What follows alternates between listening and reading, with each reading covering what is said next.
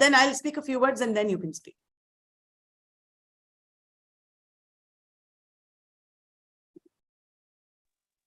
Shall I start with the welcome note, ma'am? Wait.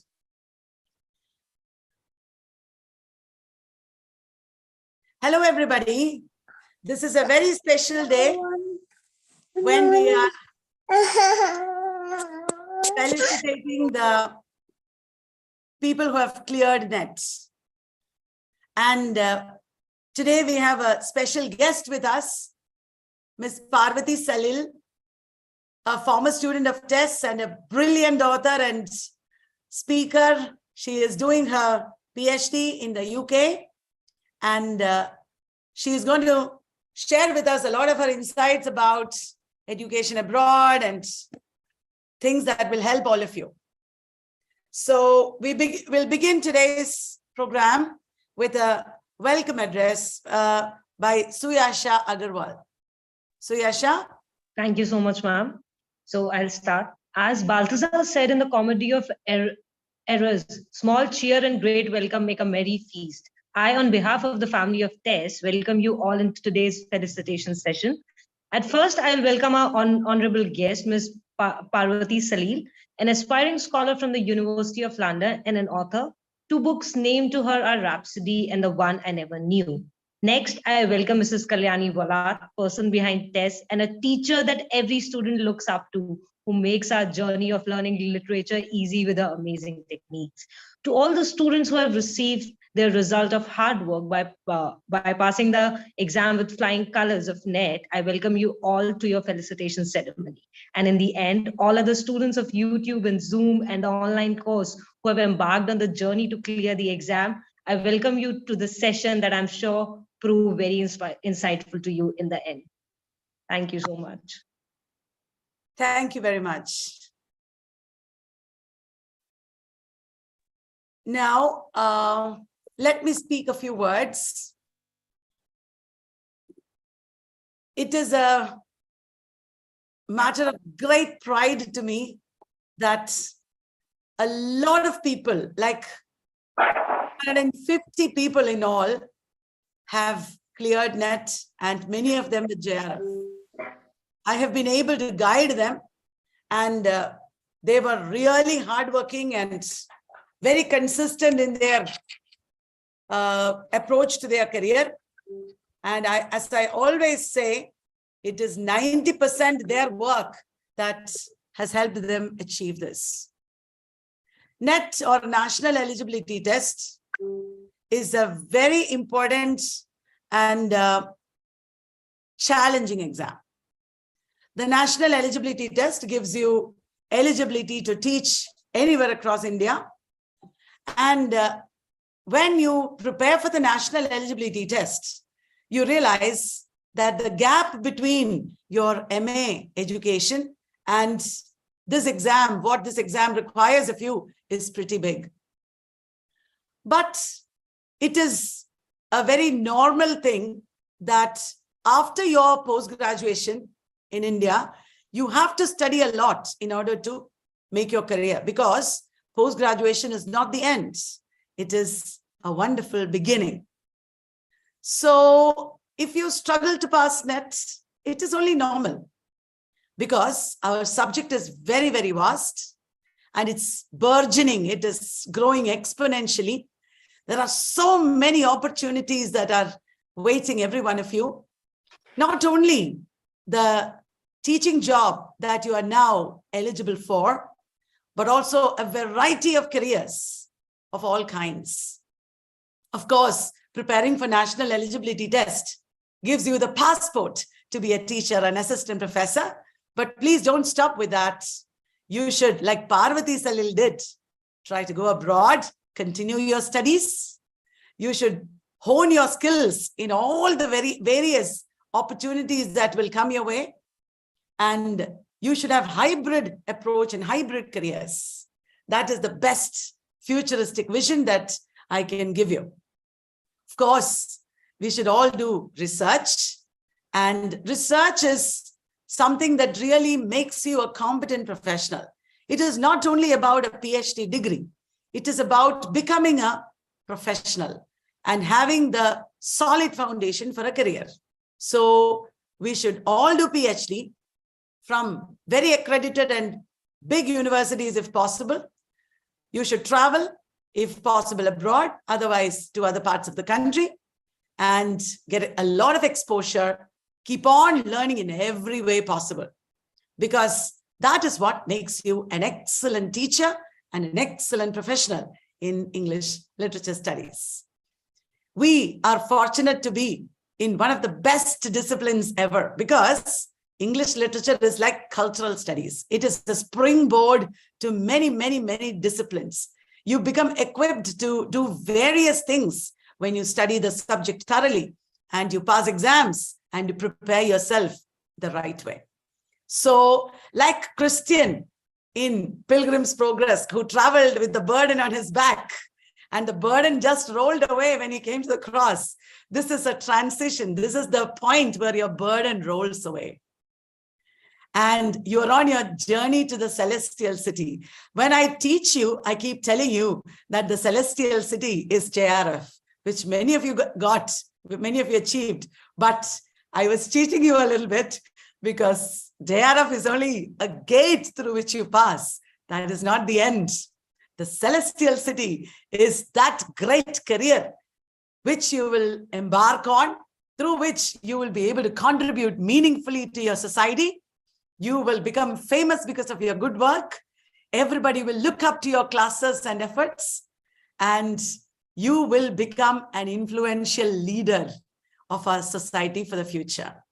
People will remember you for your good work. Many of you are going to be amazing professors, great educationists, policy makers, writers, and whatnot. So I wish you all the best. I am brimming with delight and enthusiasm and gratitude also, because I have done my 10% and you have done your 90% and made this possible. I am also grateful to all the people who supported us. You and me were not alone in our journey.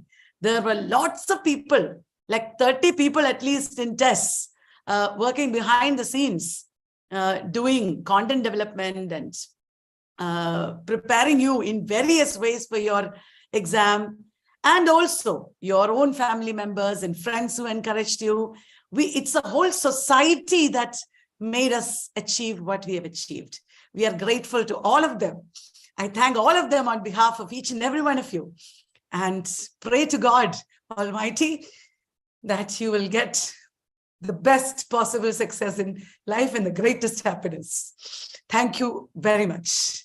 Now, we are all eager to listen to Parvati Salil, and I'm inviting her to share her experiences and thoughts about our educational sector, and especially international education, and her experiences, as well as some advice and tips that will benefit all of you.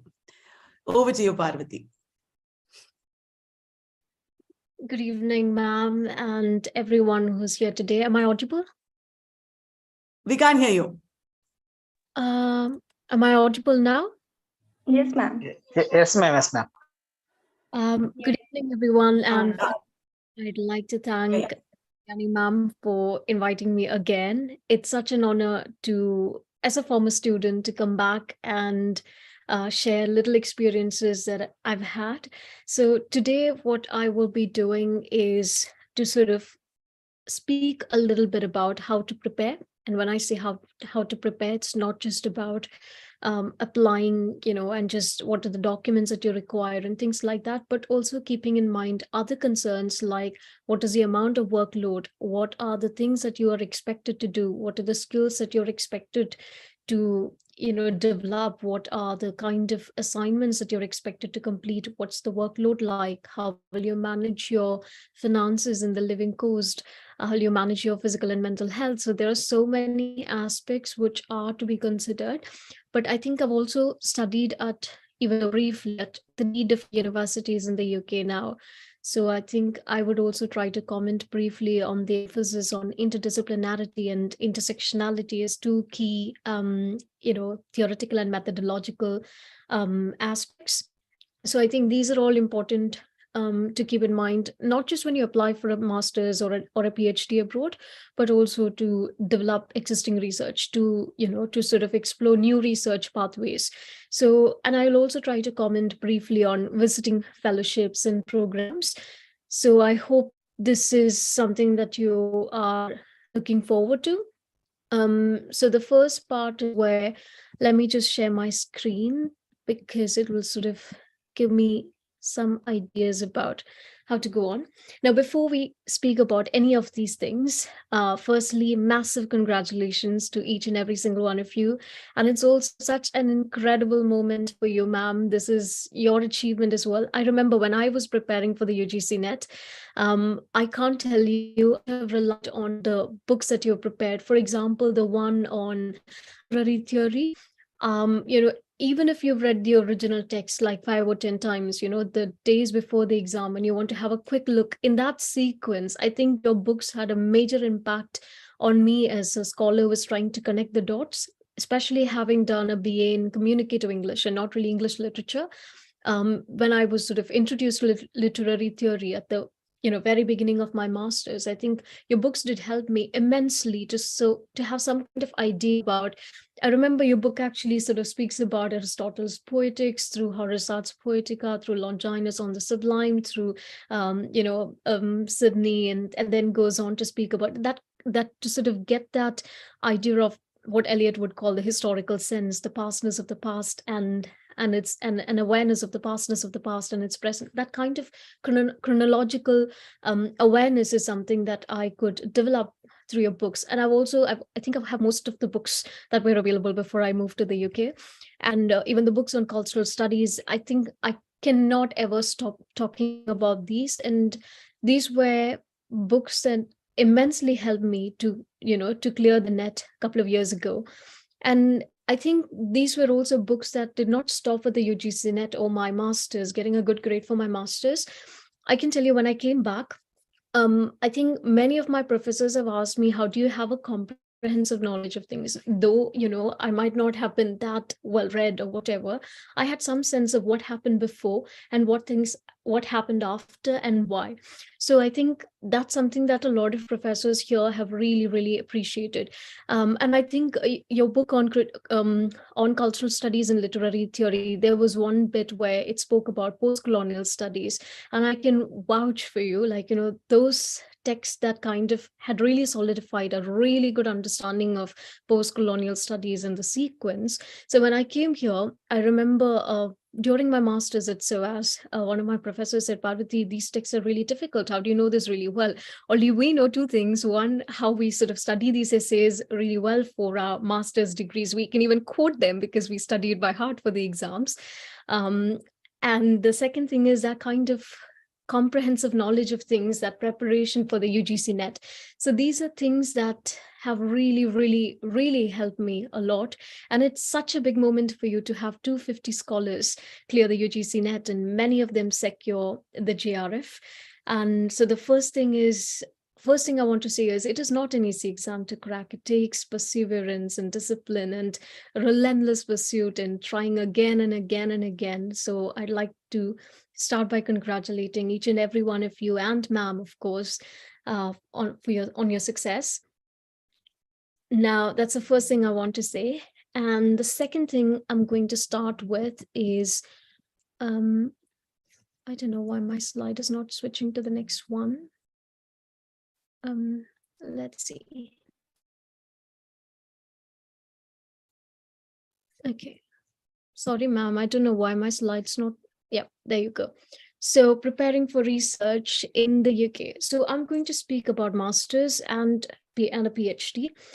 One thing that a lot of students don't know is that there are PhD programs for which you don't need a master's in the UK. So if you have a really good undergraduate degree, and if you have if you have a solid research proposal, you can actually get a PhD. You can get into a PhD program with funding. But of course, if you're doing it after a master's degree, it will make a very big impact, because you will have been introduced to a lot of theoretical frameworks. You have done a dissertation. Now, before I speak anything else, can some of you switch the videos on, because it feels like I'm talking to an empty screen? So if some of you can consider that, that would be great. Yeah, so preparing for research in the UK, I will just very briefly speak about some of the documents that you need for our kind of research and applying for programs. I would say I planned everything, I think, at least 2 years in advance. And the reason is, say, for example, depending on the country where you're moving to, you will have a lot of things to figure out. Say, for example, I'll go, somewhere, get a qualification, come back. What is my employability? So, say, for example, if you have to teach at government institutions, there is a rule you need a 2-year master's degree, not a 1-year master's degree. So, these are all things that you should consider before you embark on something like this. Do I want to work in India? Do I want to teach at a government institution? Do I want to stay abroad? Do I want to work in research? So, a lot of students just, hear somebody else doing something and then jump onto it. I would say that's something that you really have to think about. You have to think about which country you're going to, what is the employment scenario like, what is the longevity of your stay, and if you have to leave, what would be your career plans back home, what are the qualifications you need for that. So these are all things that you really have to think through. And the reason why I speak about this now is a lot of students come here, some of them can't even read or write English properly, and they come here and they really struggle. They pay all these illegal agencies to get their assignments done, and then the thing is, because of the competition here, they really struggle to find jobs. You have MPhil students ending up doing some very random job, and then you basically struggle to survive. And then when you come back, you don't even have the work experience that you went to get. So these are all things to really think through. What is the nature of the topic, which university you go to? These are all things that will have a major impact on your entire life. When you make a big investment, think about, choose universities which are really good. And the reason why I say that is because funding for a PhD or postdoc is extremely limited. When I say extremely limited, I'll tell you an example. Dr. Anirudh Sridhar did his master's from in environment policy or something from the US. He was one of the best students. He completed his PhD at Oxford with a full scholarship. And now, he, without any corrections from Oxford University. And then he's really struggling to find a postdoc scholarship. And he's been trying to find something for the last 2 years. So can you imagine somebody who has had the best grades, did their PhD at Oxford with like a complete, clearance, without, a PhD without correction from Oxford University? It is unbelievably difficult. And he worked on the influence of modernist poetry, influence of physics in modernist poetry. So it was interdisciplinary. It was an extremely challenging research topic. He went to Oxford. So do you get what I'm saying? So that is a level of difficulty that we have to secure funding. So, and also you have to think, so you have to think a couple of aspects, like which university are you going to, what course are you applying for, what is the department ranking for that particular course, what is the ranking in the UK for that course. Now, if you complete that course there, if it is a competitive industry, it will make a big difference as to which uni you go to. And I have a personal experience in this. I went to SOAS, which is, of course, one of the best institutions for research on South Asia. The moment I finished my master's, we were all struggling to find a job. And I applied for a project coordinator role for research on something to do with Black and brown consumers. And I got in. And one of the reasons why I got in, despite having not much work experience, was because they saw my profile. They did gender and culture at SOAS. And they said, well, the SOAS is the best for research on this area. So you have to look at which universities you would apply to and what courses they're renowned for. I'm speaking purely about literary and cultural studies. Of course, things are different for other subjects, but I can speak for literature and gender and cultural studies. The reason is because I've studied these 3 subjects at 3 universities in the UK now. So these are things to consider. Say, for example, if you're going to Birmingham, it's really famous for cultural studies. So some universities are renowned for some areas, and they will have funding in those areas. Now, that's why I say the other thing. Say, for example, Teesside University is a new university. I didn't know about this university, but they're actually a university that focuses on research on the global South. I got admission for PhD at SOAS because I was one of the toppers at SOAS, but I did not get funding. So even though I was one of the toppers, I still did not get funding. So some people, this is because some people say you go to a master's, you do really well, they give you a scholarship. After the pandemic, things have changed so much, and I can't stress this enough. I've been here before the, it's like right when the pandemic started, and then I've been here since then. So that funding scenario before and after is so different. And I remember 2020 INLAC scholarships were cancelled. A lot of universities have suspended their scholarships. So when you think about two trajectories that our subject can involve, one is about doing research, and the other one is teaching. So when I say teaching, at both schools and universities. So I know this sounds like very, very disconnected, but I'm trying to speak about as many important aspects as possible. So coming back to the point, when you apply to the UK, also think about what is a specific area you want to work on. And the reason why I say that is because here departments are different based on, say, for example, Department of Post-Colonial Studies is a different department. Department of Film Studies is a different department. So it depends on the institution that you're applying to, and there will be specific funding specifically for that. Like as in, say, for example, at Teesside, I got a 4-year scholarship for my PhD, which was actually on literature, South Asian literature. It was just that funding was available just for that. So don't look at Department of English and apply for a course. Think about what your broader research aspect would be. Is it on cultural studies? Is it on film studies? Is it on life writing? Actually, even if you look at Oxford University, they have a Center for Life Writing. So all these things would be in different centers. So that's one of the most important things you should keep in mind when you apply. Don't go with the Department of English tag, because here everything is so interdisciplinary now. And let me give you an example. SOAS University of London does not have a Department of English as such. And what happened was, I did my MA in gender studies. Let me just quickly show you what studying here would look like now. I'm just going to show you my syllabus at SOAS. So, one second. I had it open somewhere. I had sort of kept it open. For some reason, I can't find it now. One second. Let me just try to find it.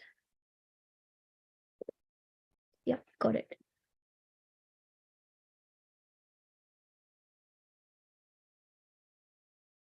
Yeah, there you go. I hope you can see it now. Can you see this? Yeah, can you see? I hope you can see it now. Yeah. Yeah. So let's look at this. This is an MA in gender studies. And of course, you spend about 5 to 6 months writing your dissertation, which is the one that has the most, which has the highest level of credits. Then you'll have core modules like this. This will depend on your course. Because I chose gender studies, I had gender theory. And then I had, so your core module is something that you will study throughout the entire year. So if you're doing your master's, you'll study it for your something like SEM 1 and SEM 2. And then you have like a short course on dissertation methods. Now look at this. Even if you're doing gender studies, the gender studies department is divided into 3 or 4: gender in Asia, gender in Africa, gender in Latin America. So you have, even within that one center, your course is different. So you'll have so many smaller departments within that. Now, even when I'm doing gender, look at my subtopics: gender and law, migrations and diasporas, gender and conflict, protest and revolution, gender and peace, gender and development, historical perspectives on gender, queer politics in Asia, Africa, and the Middle East, gender and sexualities in Southeast Asian film, theories and methodologies, gender and law, transnationalizing queer and trans or disability studies. So what I'm trying to say is, this whole research idea is not bound to one department. Let's say, for example, I got into the PhD program at SOAS at the Center for Law. Can you imagine? At the Center for Law. But my PhD is in literature and human rights. So I am actually working on life writing, but my PhD was approved at the Center for Law. So my point is, here at the moment, you can apply to any random department because the research is so interdisciplinary. So you cannot go and Google English literature scholarships. It does not work like that anymore. So you will have to go with the minor aspects. Say, for example, law. You might be able to apply to the School of Law and then still make it to a program. You can still do your program in literature. Like you can pick development studies and still do gender, literature and development, whatever that is. So the point is, it's so interdisciplinary. Now, my topic has literature. And so this is the first thing I want to say. Don't go with the broad subject area, English literature. It doesn't work. If you're working on translation, you will have to probably Google Department of Translation Studies, UK, or you will have to look at interdisciplinary trajectories. Most universities now prefer interdisciplinary studies in literary and cultural studies. The reason is it's become so outcome based. So even when you write your proposals, and I can speak very extensively about it, because during my MA, when I applied for funding, so it's not just getting admission to a program, it's also about applying for scholarships. So when you apply for your scholarships, you will have to write the objective, this is my methodology, this is the tentative time, chapter breakdown, these are the anticipated outcomes. So my point is, it's very outcome based at the moment. So it's more about how you combine two different subjects to enhance the research output and to make it more practical as well. So for some reason, there is that emphasis at the moment. So this is just a sample I have to say, because this made such a big difference. When I came here, I came with this hope that I'm going to do everything to do with literature and gender studies and theory and all the rest of it. And then suddenly I had to study law. And now, why am I talking about this? Be very realistic when you come for literary and cultural studies for higher studies. The reason is, I think 2 years ago, this happened to me. Because a lot of students were here, they were just having fun, doing more jobs. They did not have so many assignments. But for students who are doing literary and cultural studies, I'll tell you, it's not like that. We have so many assignments, so many assignments. There are weeks when you have to submit 7,000 to 8,000 words of assignments. So don't look at people who are going for other programs. Our lived reality is entirely different from that. So sometimes you might have to plan ahead, you might have to plan your finances for the first few months until you settle down, get used to that, speed of writing 7,000, 8,000 words a week. Otherwise, it's so unsettling. Can you imagine? I went through it. I can speak for myself. And I think it's because the only reason I could manage it was because I planned my studies like a couple of years ago. And I spoke to people who had done it. But even then, I didn't know it would be this intense at SOAS. So it depends on the university and the ranking of the university also. But if you go to a really good university, it will be extensive writing. And the problem with this kind of research approach here is that it's so rigorous. Say, for example, when I did this course, look at this. My one assignment was on law and my other assignment was on development. So even if I'm studying the entire week reading one book, that will not help me for my other assignment. So at once you will have to do too many texts as in you go to the library, you pick 20 books, you look at the contents of 10 books for the first assignment and 10 books for the second assignment, you read what is necessary. So those are all things which will take a couple of months to settle in. So you will have to plan your finances for those months in advance. And if you're spending that much money and coming, especially if you're coming for masters, if you try to save up at that time, you will miss out on the funding. So at the moment, anything less than a distinction is the highest possible degree in the UK. But the reality for international students, let me tell you honestly, is that if you don't have a distinction, forget about funding to a great extent. And the reason is, let me give you a breakdown.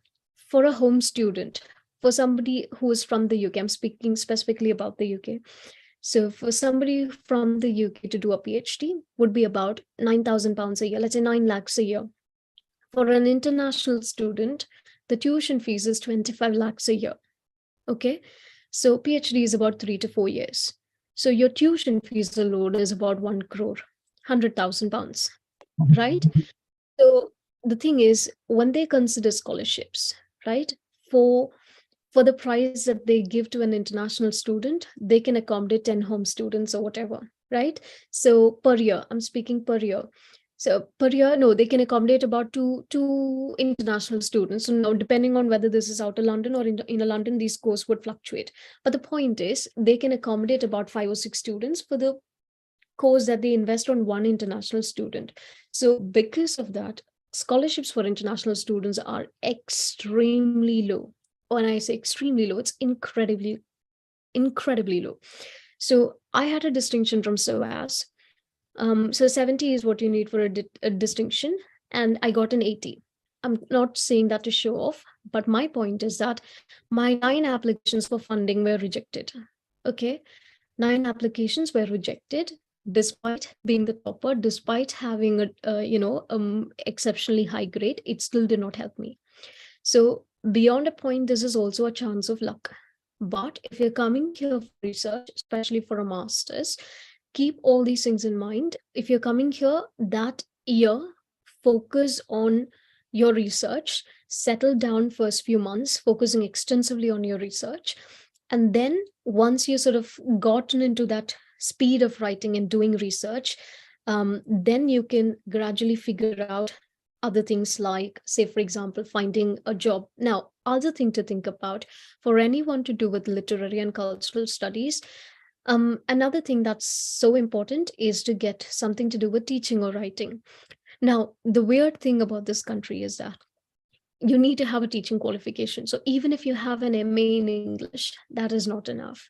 You need to have a teaching qualification. So, but you can also work as a non-qualified teacher, which is what I've been doing. But, oh my God, it is incredibly difficult because most of the English departments are predominantly white departments. And it's you have to sort of beat yourself up to convince that, hey, I'm good enough and I know enough about the subject. So you sort of have to mentally prepare and have a tough skin to sort of deal with things like that. But also there were very funny instances though. I remember going for one of the interviews and then they asked me, well, you moved here recently. What do you know about British values and history and whatever? And then we did British history for, like we do study a lot about from Iberians to Celts to Romans to Saxons to Danes so we know what it's like having studied British history. And then the funny thing about this place, nobody knows their history. And we know so much more about British history than a lot of people here do for some reason. So it is possible. It is possible to convince people about subject knowledge. But of course, it is also kind of difficult, even if you have a neutral accent, because you have to sort of convince them. And the only way you can do that is by sort of start tutoring. When I say start tutoring, why? For some reason, tutoring pays more than teaching at a school. I've been a tutor. I'm still a tutor. I'm also teaching at a school. But for some reason, it pays you more. And it's not about paying you more. The most important thing is to learn the curriculum. Once you work as a tutor for a bit, you'll get 1, teaching experience in the UK, and 2, you will sort of develop an understanding of what the exams are like. The other thing about this is year 9, year 10 students, for some reason, year 12 students, that is in 12th standard, they study the wasteland. So they do like a line by line analysis of the wasteland in class 12. Class 9 students are doing Silas Marner, George Eliot's book. Can you imagine? Like I did that for my master's. So that's the intensity that, you will have to confront. So students who are trained here. Parvati, I was just suggesting that, can you also tell them what they expect from a research proposal and how to write an SOP and what do they expect in real terms of writing? Oh, in real terms of writing. Now, this will depend on the particular subject. It will depend on what your proposal will look like for a monodisciplinary subject will be different from what it looks like for a multidisciplinary subject. Now, this will also depend on whether it's just primary study, whether it is, secondary study, or it's a mix of all these things. The reason why I did not speak about any of these things is because last time I spoke about those extensively. So for your SOP, so ma'am, can I focus only on PhD applications or are they master students? No, they are all going to do PhD. Okay. Maybe in India, but what you say will help them with Indian universities as well. Okay, so the best university I can think of in India for a PhD program is, I may be biased because I studied there for a year, is Ashoka University, but I will also recommend that because it's fully funded for PhD students. Though it is extremely competitive and extremely difficult to get in, if you get it, you get a full scholarship. So that is a very good option to consider. And I think I sort of picked up all the interdisciplinary bits and ways of doing research from Ashoka because they have an emphasis on critical writing. So the whole bit about applying for your PhD programs, you will need an SAP. Let me just I will quickly show you one of the documents I've had to do. I think, oh my God, it's a disaster with all the teaching stuff. But yeah, look at this. So this was my PhD application for SOAS University of London, not SOAS, this is for Teesside University. So I had like 5, so one was my CV, one was my research background, one was my research experience, and the other one was my research proposal. That application was about 10,000 words long.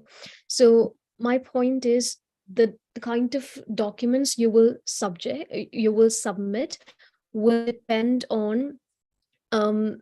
depend on which project and university you apply for. See, there are two ways of doing it. One is where you come up with a proposal and you're applying for something, which is one.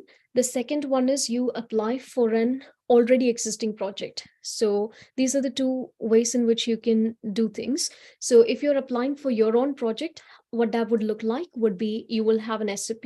So your SOP would say, okay, I am so-and-so person. These are the experiences that I've had. These are the subjects that I've studied. And based on my experiences, these subjects resonate with me. And these are some of the things that I've learned. These are some of the questions that I'm left with. And this is what I want to explore through my PhD.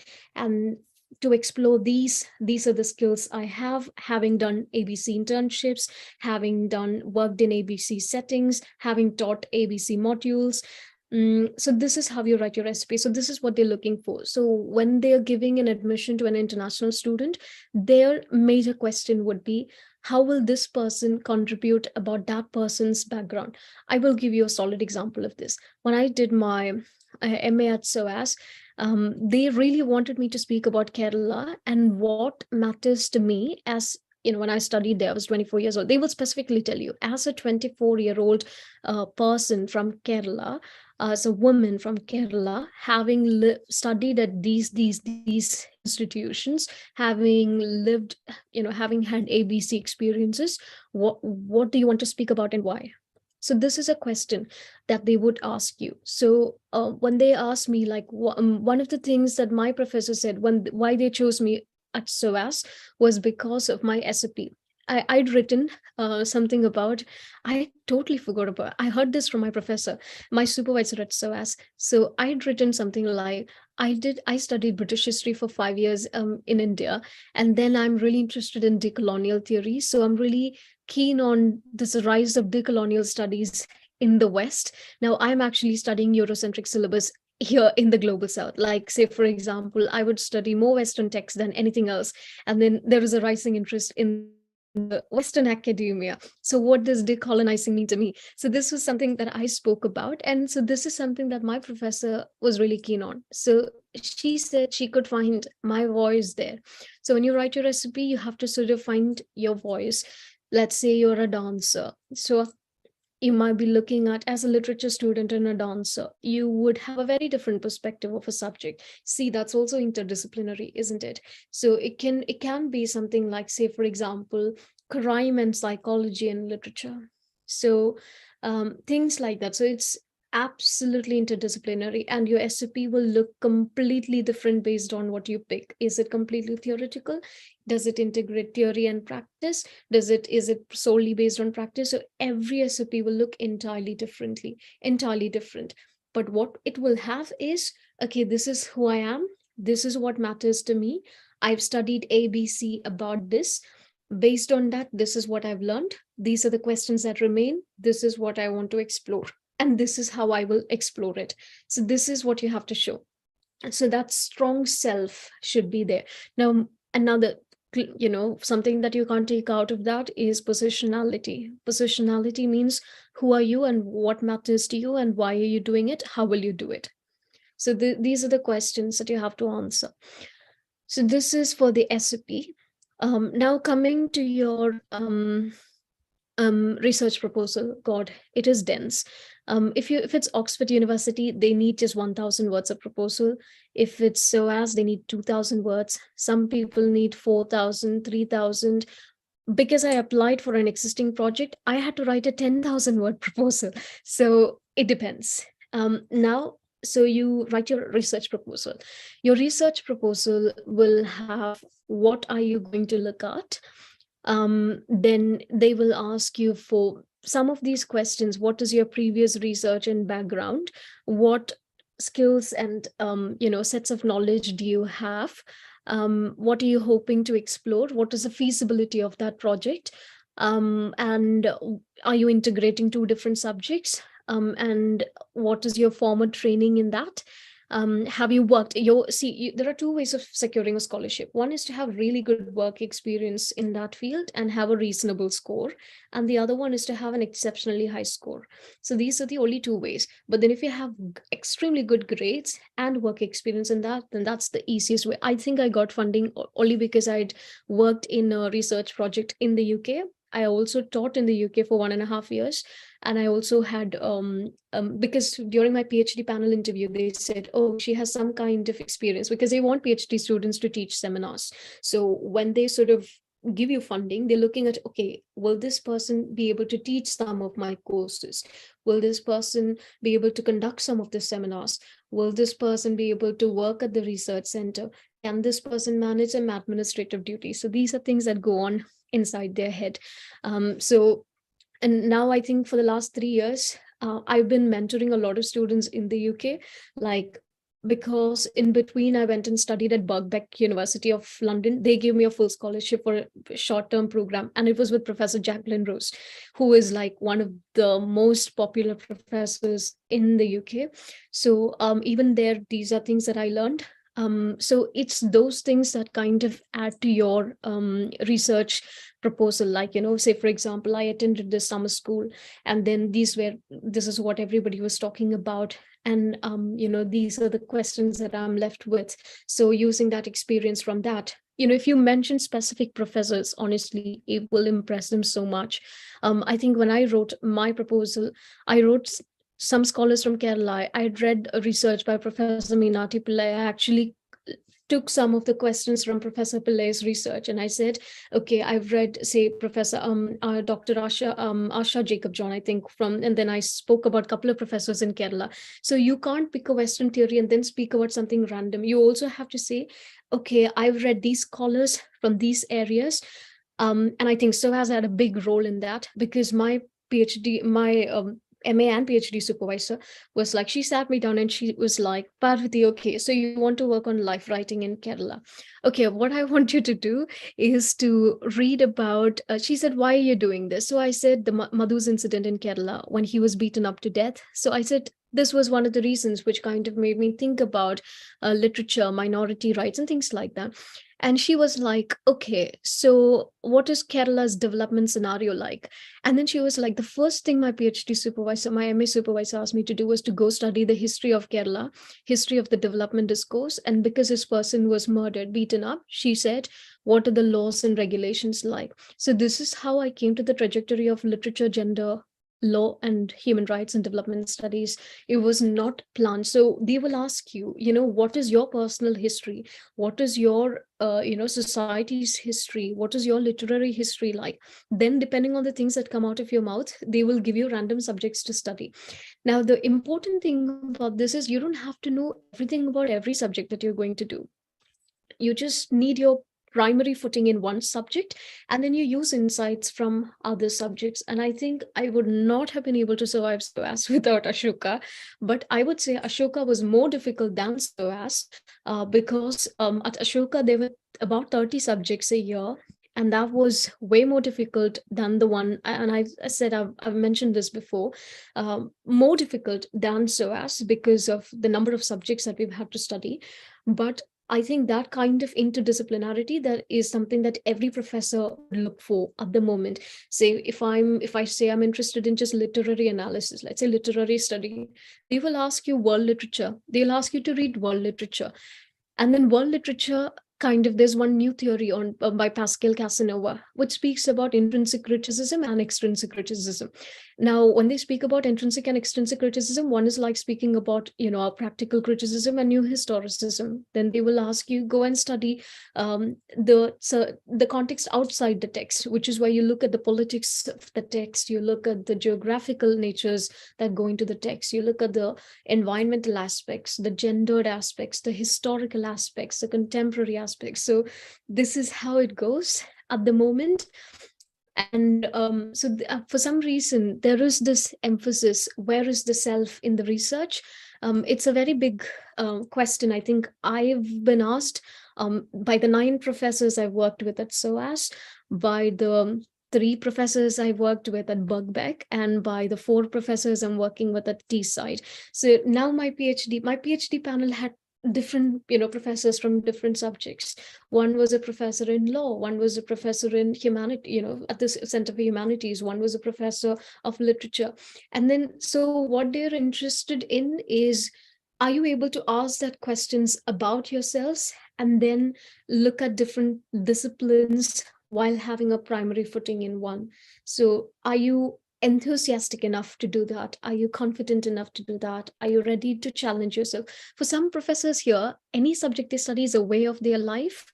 They breathe and talk and live and celebrate it. It's not a subject or a research. Professor Jacqueline Rose is a big one. She is about 74 years old, I think. And she kind of speaks like it's 5 times edited and 20 times a rehearsed text. That is I don't know how she does it, that coherence, even in a random conversation. It's like literally citing Freud was 80 and 90 and Lacan 122. It's just that kind of, it's just, I don't know how they do it, but it's, scholars here are so into what they do. So they're looking for, oh, do I have a companion like that to work with me? For 4 years. So that is something that they look for. And it's absolutely delightful to Yeah, so amazing to hear you talk about Jacqueline Rose. We are a little short of time now. Can I just sum up what you have been saying so that people who have joined late probably will understand and be able to appreciate the gist of your talk? And can you just wind up in a few minutes? Yep, I can quickly summarize the key components of the research proposal. So basically, have a context. I can give you the subheadings. You can literally go with that, fill in the blanks and go. One is the context, would be a 100-word summary of the context. What exactly are you going to do? What is the context and the basic thing that you're going to do and how? That's all you need. Then you look at this. You can either write context or you can write introduction. Then you will write, I think I can quickly show you. There is a draft. It is not a proper document, so please don't read into it. No, never mind. It's okay. So the introduction, then you will write your methodology. Then you will write your let me have a quick look. I'll tell you now. The ideal one, because my professor gave me a list and I can tell you that. One is the introduction. Some of them will ask you for your aim of proposed research, then which includes the context and in all these things. Then they will ask you for a literature review, proposed literature review. Then they will ask you for a working bibliography. Then they will ask you the methodology. And the last one is contribution to knowledge. That's it. So I remember my supervisor said, try to fill in about 500 words, between 300 and 500 words under every section. Intro, literature review, methodology, contribution, whatever those headings are, just type up at least between 300 to 500 words and you're good to go. Now for scholarships, I can quickly give a few random names. If you're looking on South Asia, please apply to Teesside. They have a lot of funding. Though it's a new university, they have a lot of funding. Apply for Chase scholarships, CHASE, Chase scholarships, Commonwealth scholarships. British Council has quite a few scholarships, so have a look at that. Then different universities have scholarships. So those are the ones that you should really look out for. Like say, for example, SOAS University of London will have, I can actually show, just go to their website. They'll have a, say, for example, Center for Gender Studies, go to their website. They will show you a box of scholarships for Indian students. So you apply specifically for university scholarships because everything else is so competitive. So pick a university, preferably out of London, because in London, living costs are way too much. You can only work 20 hours. You will really struggle to manage your living costs if you live inside London. 2 years ago when I studied, it was much better. Now, even with a full-time job, it's really difficult. So I wouldn't recommend that because in winter, your living costs would go tremendously high. So that would be a bad idea. So the thing to do, maybe look at universities outside London. Look at, say, for example, University of Sussex. Go to University of Sussex, scholarships for Indian students or scholarships for international students. Go apply for that. And the best source I can give you for scholarships is findaphd.com. There is no better resource which will help you. Findaphd.com. I found my funding. I got a full funding and I found it through findaphd.com. One of my seniors told me about it. They will advertise all the jobs related to teaching, research assistant roles, and things like that. Now, if anyone's planning to come, you can take my contact from ma'am. I'll help you out. So I hope that was usual. I hope that was useful. I think I sort of went, in all directions in between. But then it's also important to speak about external things like how will you find a job, how do you manage teaching, especially when you're coming specifically for literary, cultural, and gender studies. There are not many immediate job opportunities except for teaching. So, and that's one area where you would have a preference. So that's why I went into it in between. So if you have any questions, you can ask me now.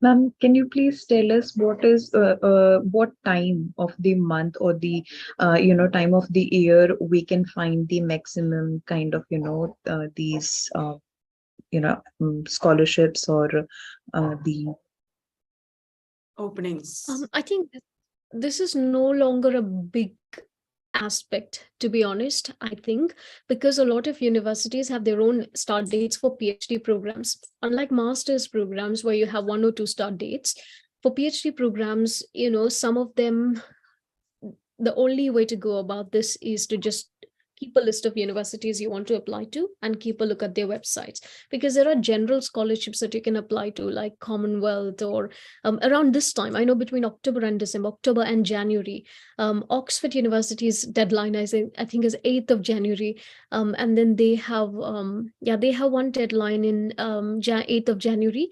And the reason why I'm using that as a reference is everything else is closer to that for masters. And then for PhD applications, it's around the year. See, for example, Teesside, I found it randomly on the university's website through findaphd.com. So I would say with PhD applications, you cannot sort of say that except for popular scholarships that happen every year, like, and annual scholarships like in lakhs or things like that, which happen around, I think, mostly between October and February. But the right way to do about that would be if you go to findaphd.com, they'll show a list of scholarships and you can sort like ones that are ending soon, ones that, that would be a better way of going about it. So, plan at least one and a half years in advance is a very important thing, because you will not finish writing all the things. I think apply at least a year and a half in advance, because even if you don't get funding for that year, you should be able to start next year, so you can get admission like I did. I got admission last year around December, I think, and I did not get funding. So what I did was I deferred my offer. I did not cancel it. I postponed it to the next year, and I tried applying for scholarships the entire next year.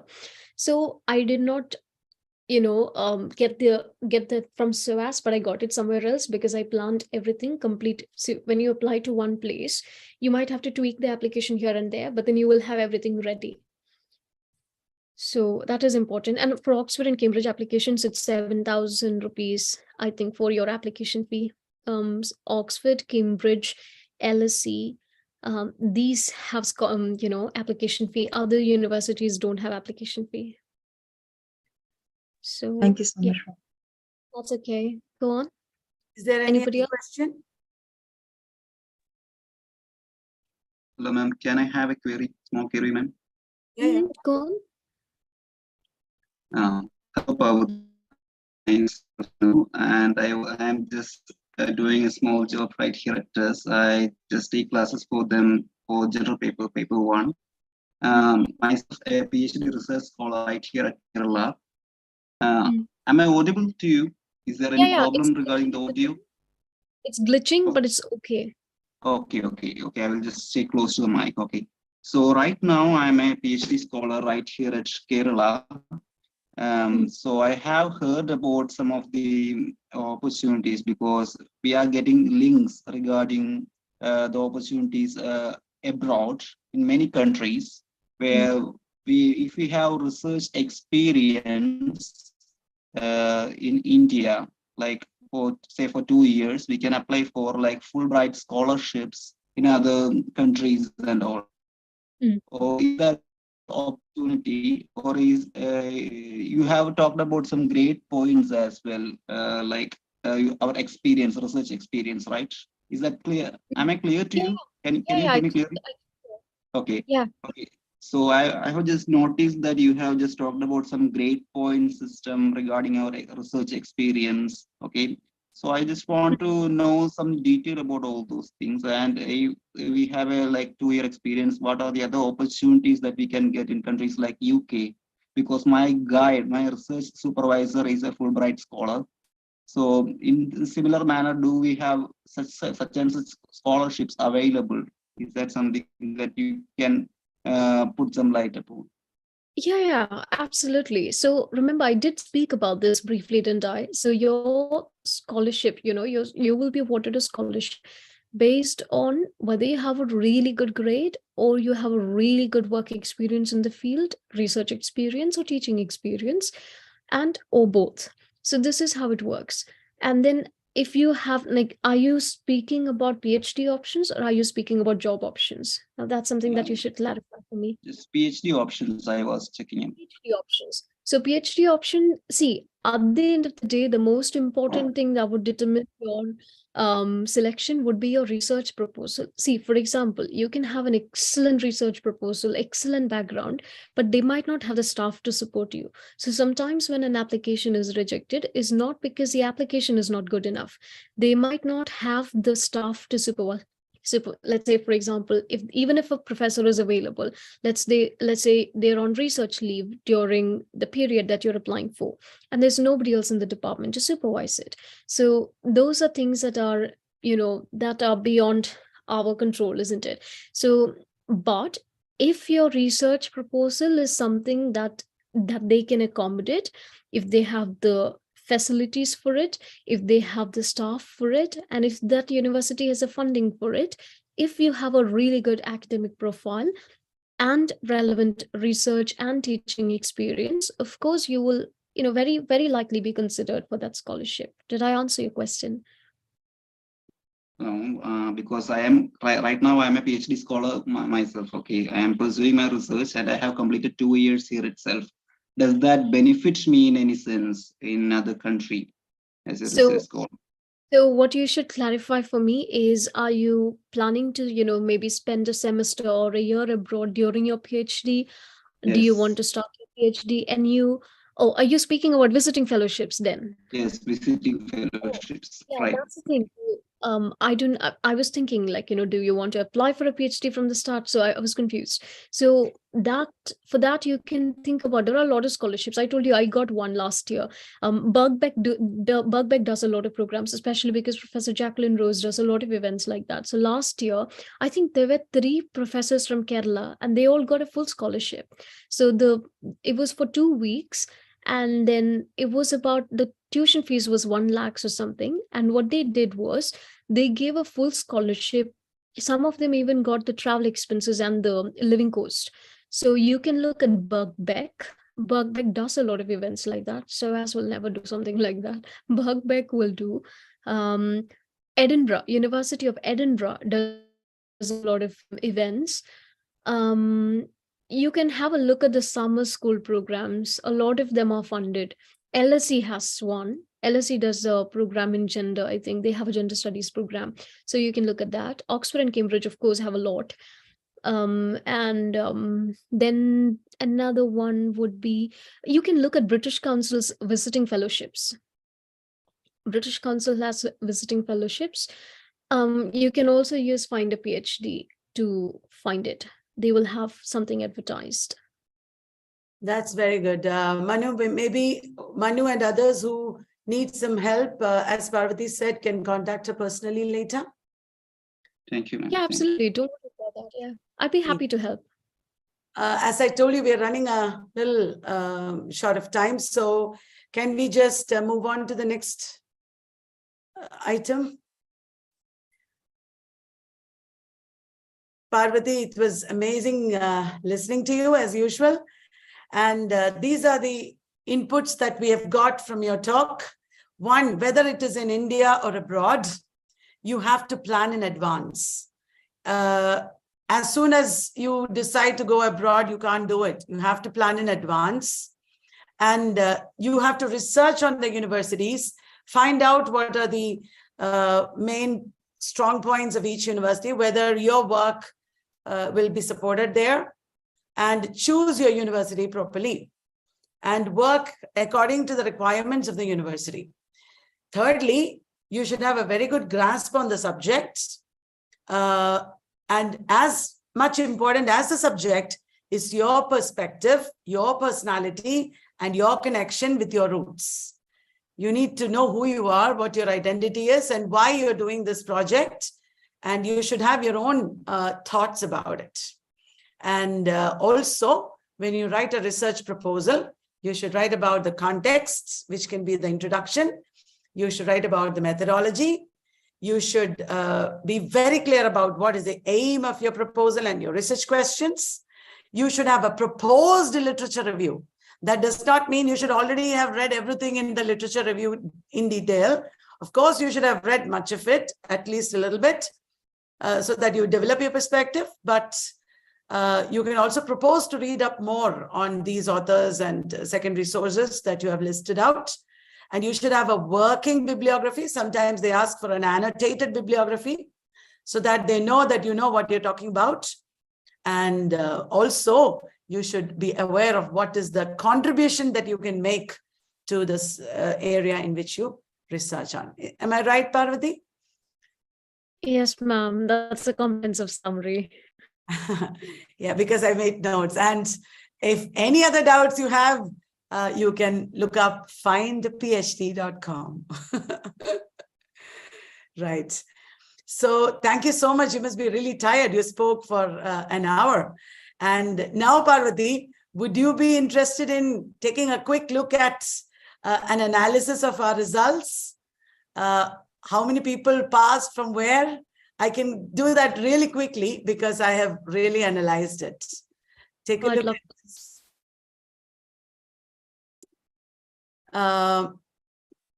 We have our UGC NET results of 2022. This exam came after a long wait because it was postponed so many times, and we are celebrating with you a double century today because we have more than actually 250 students, but every one of them has not given their details. So I have put only around 200 students in this presentation.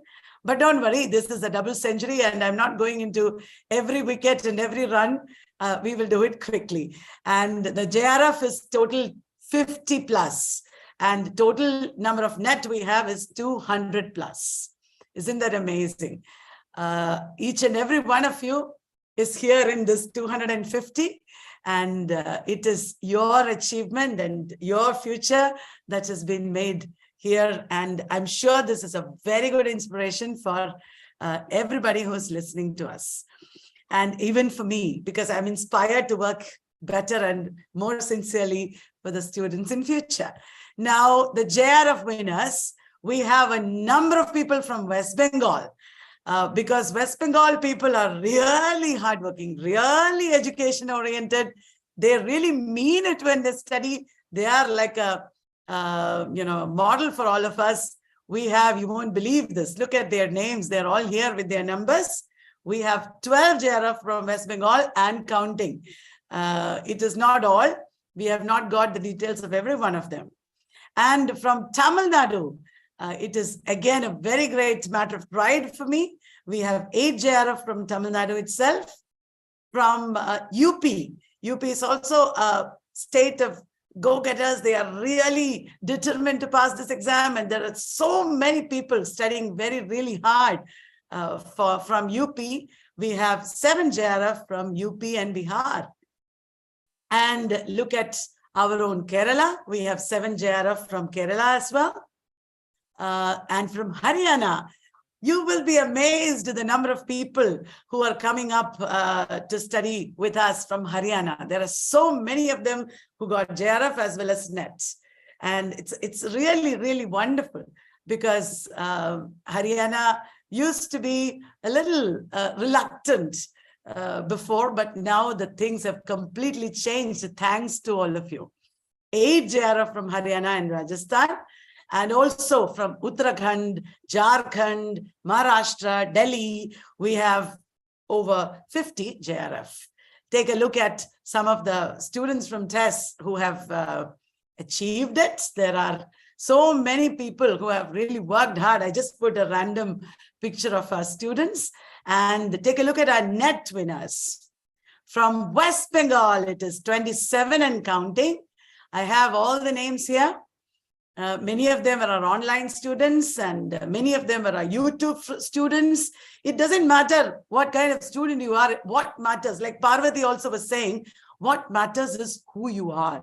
What matters is how much serious you are about the subject, how much determined you are, how much sincere you are to your studying. You just go on doing it. You don't have to be a paid course student. You don't have to have all the books. You don't have to even spend 1 paisa on this if you don't want to. You just have to sit down and do it. And from Rajasthan, we have 11 NET pass students.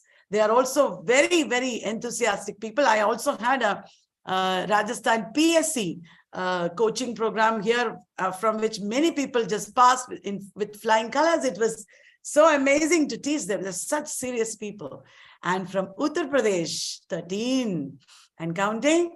As I told you, Uttar Pradesh people are unstoppable. They are just, determined to get whatever they want, and they do it. I'm so proud of them. And 10 and counting from Madhya Pradesh and Odisha. Let me just clear the drawings and disable annotation for everyone. Right. From Odisha also, we have quite a number, and from MP.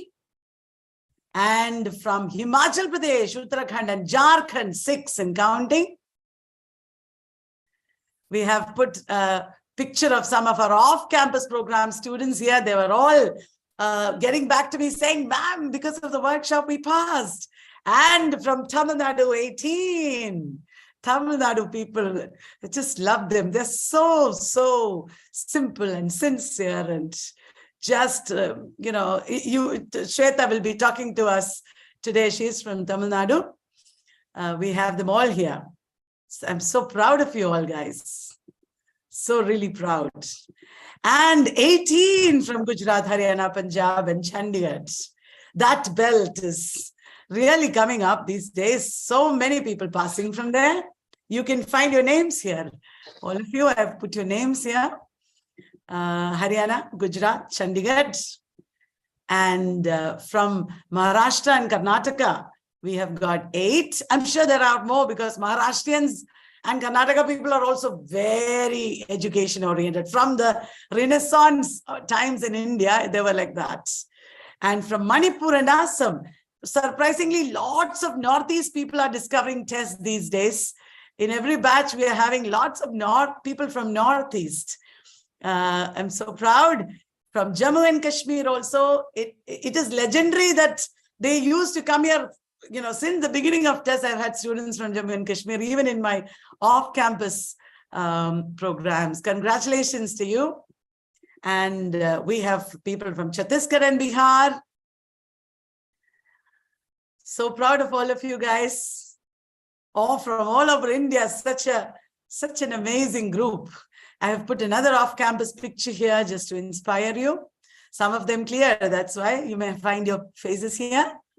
And from Delhi, we have 6 people who cleared NET. Some had got JRF also.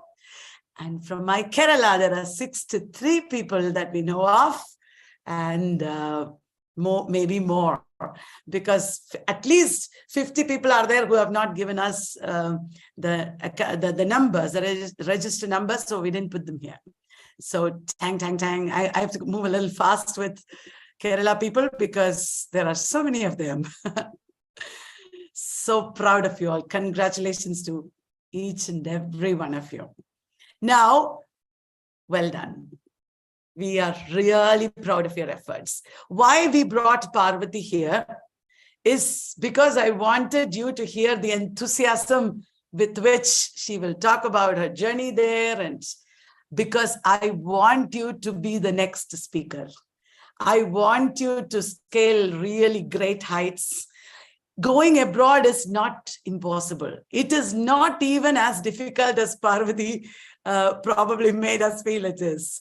Because she spoke so much about funding, many of you must have thought, oh my God, it's difficult. But no, she did it. Hundreds of other people have done it. If you're just determined, first and foremost, what you should do to get into any good university in India and abroad is to really, really study well. Get really good grades. Be very good at your work. You should have an amazing CV. Like, again, Parvati has. She has gone to very good universities. Somehow you get there first. You start studying there. And from there, you go to the next better university. Like that, it happens. Funding will come. You will be able to work and make your own money also. All that you need to do is that determination to do it. And also the persistent efforts. If you just read something here and there for some days and then let it go, read something else, and then you lose your motivation, again, after a few months, you start reading again, that is not how you do it. The achievers are always people who persistently worked and continuously dug the hole so that it became a huge well from which sprang a fountain. You know, like that you have to work. Go on working in an area that you like.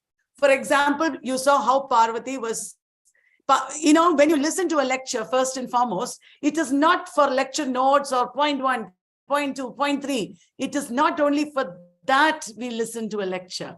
We listen to a lecture to understand what got that person there. And she was always talking about gender studies and South Asian studies. And there is a certain area that she has been continuously working on. And that is why she's able to slowly excel more and more in that area. Choose your area, read upon it, read widely, get to know what is happening in that area, zoom in on some authors and works and concepts, and read more about it relentlessly. Go and get articles and books and talk to people. Hone your skills. You should be able to talk well. You should be able to research well. In the beginning, things are difficult. It is not easy. But very soon, it becomes very, very easy because you are used to doing it. Did you understand? And build your CV. Your CV is something that doesn't come automatically. You have to build it. You have to do things that will add up to your existing achievements. I'm talking to everybody, including Parvati. You have to do things that will become a network. You know, you have to put these things in your CV. I have like a 12 to 15 page CV of the things that I've done. Not that I'm using it, but when they invite me to a central university to deliver a lecture, or when they invite me to some place, even abroad, I've been invited. I've gone to Oxford 3, 4, 5 times. First time I applied and got through, and because they liked the work that I was doing and they liked my CV, they invited me again and again. It happens like that. It's not difficult. It is beginning. In the beginning, it looks difficult, but you have to, you know, go at it like that, continue going at it until the door opens. And then, like Alice in Wonderland saw, it's a whole world of wonders. You just have to, you know, adapt yourself, grow big or small, or whatever you have to grow into, and you will be there in no time. You will be surprised that maybe in 1 year or 2 years, you will not be here. You will not even imagine where you can be. It is like that. It is easy and it is possible. So that is why Parvati was speaking to us, because she can inspire us, because you can inspire others eventually. Did you understand? I want you to be sitting in the UK or US or Canada. Just 2 days ago, one of my previous students contacted me from Canada. She had gone there after getting married to somebody who works in Canada. She studied here maybe several years ago. And she said, ma'am, can I get your help? I want to give a proposal to New Brunswick University. And we worked on it together. There also, when the reference, I was her reference. They sent me, they contacted me from the university for giving her reference. Every single question they asked me was whether she has good communication skills, whether she has a good personality. That means whether she's a person who perseveres and does things through thoroughly, whether she is open to learning, whether she can communicate with other people and work together in a team. That is what they asked about. Every single question was about it. It matters what you are. Bring out your best. Let your personality bloom. And this is the first stepping stone, the first step that you've taken. It is not the end of your journey at all. You won't even believe it. Now you will think, I don't have the money. My family may not support me. I don't know how to do all these things. This is how I began. This is how I'm sure Parvati also began. This is how everybody who has achieved anything began. You are in that position. You are in the position where all the achievers began from. And you've taken the first step. Take the second, third, and you can move on. Parvati, even your journey has just begun. I want you to become an even better scholar. I want you to bring out, as I told everybody, your best.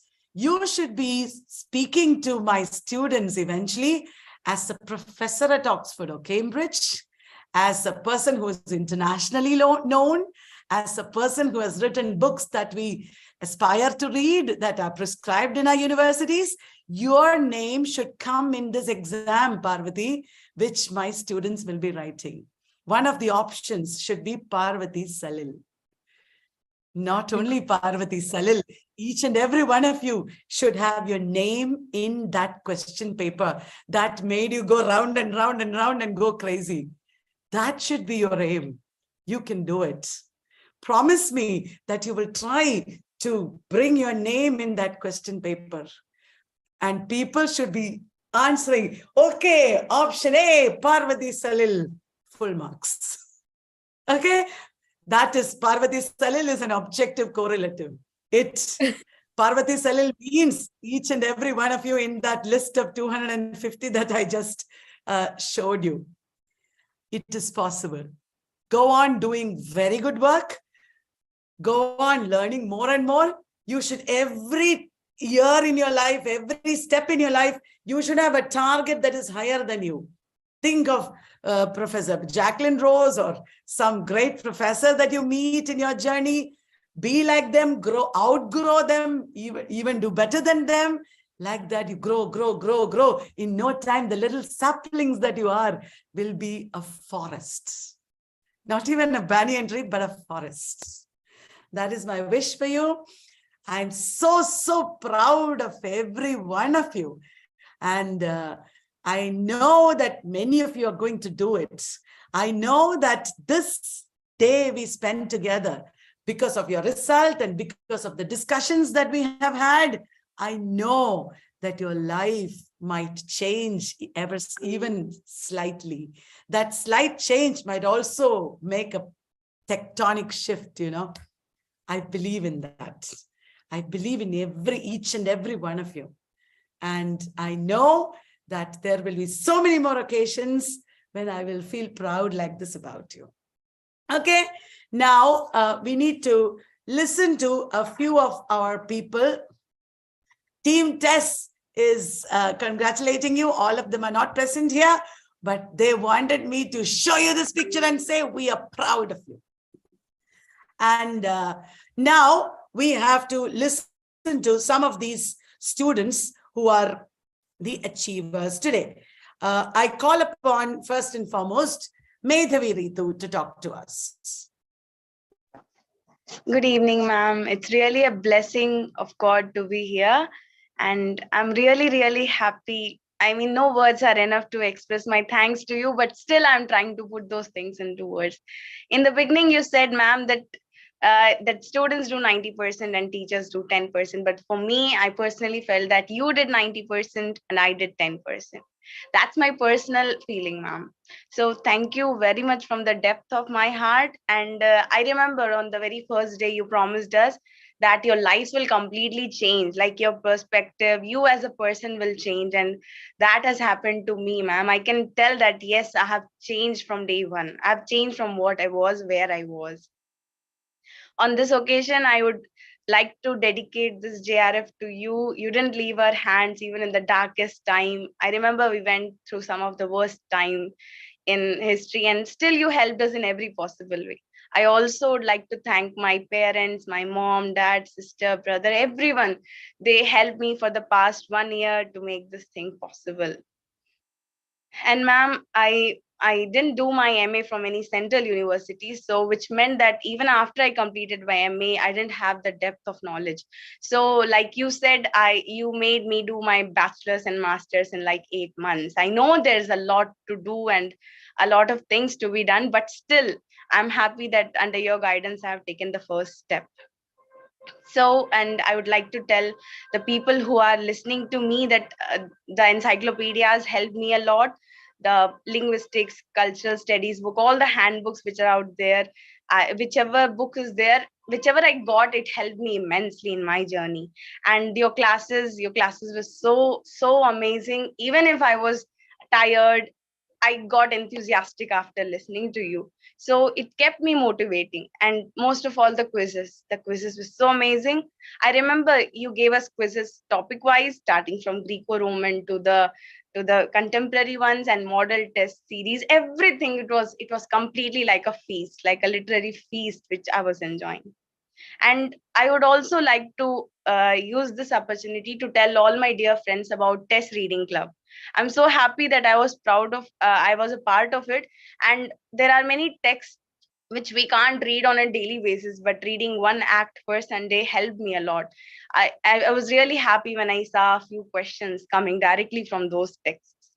And also not just you, ma'am, I would like to thank the whole test team, Reshma, Setu ma'am, Megha ma'am, Swali sir, and Ritik sir, and everyone whom I don't know or we didn't see. I would like to thank everyone from the depth of my heart for being there, for helping us in every possible way. Paper 1, which is a game changer in this exam, for that I would like to thank Aparna ma'am, Manu sir, Grishma ma'am, and everyone who helped us and told us how to do things properly. And also Indu ma'am for teaching us linguistics in such a wonderful way.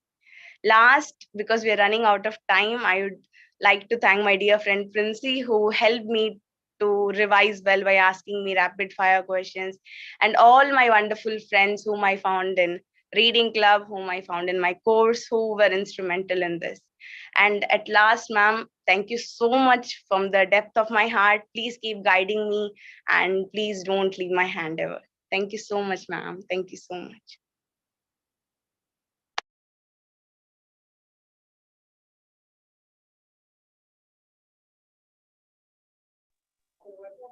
Ma'am, you're muted.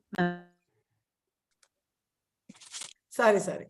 Medhavi has got JRF and she is now working with Team TES now. We have a big team of over 30 people doing research and development with us. And 80% of them have cleared NET and many of them have got JRF also. Not only this time, in many exams. And it's a very proud thing for me that I have so much support in this massive work that we are doing, helping so many people build their careers. Thank you, Medhavi. Next, I will invite Kejapriya, who has also got JRF. Are you here, Kejapriya? Would you like to speak a few words to us? Yes, ma'am. Good evening, ma'am. Good evening. How are you, ma'am? I'm fine. Thank you. Okay. First of all, I thank you very much. How was your journey? Yes, ma'am. I'll tell.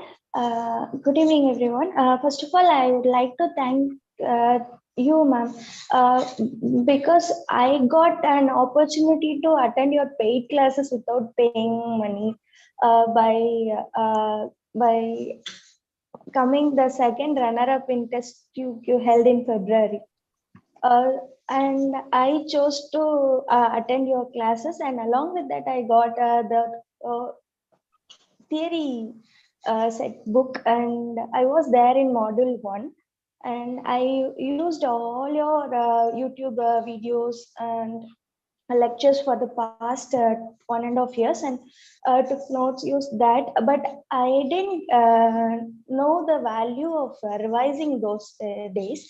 And for the past 8 months, when I was in your class, attending online classes, I realized the value of revising things, and gradually increase the time for revision.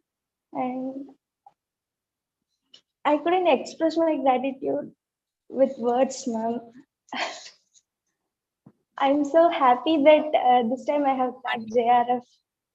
Without you, this is not possible right now. This could take some more times or some more years, but I don't know how to express all those things.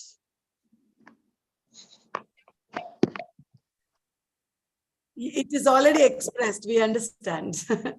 It is so wonderful to even hear those few words. It means a lot.